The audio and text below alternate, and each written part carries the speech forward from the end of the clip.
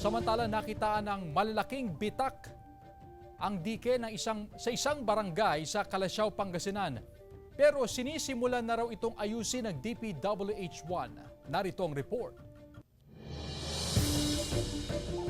May dagdag na 1.60 meters ang taas ng ginagawang dike sa Barangay Kisban, Calasiao, Pangasinan.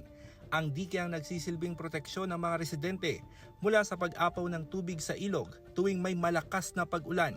Sinimulan na ng DPWH ang rehabilitasyon sa dike noong Marso gamit ang mahigit 46 million pesos na pondo mula sa ahensya.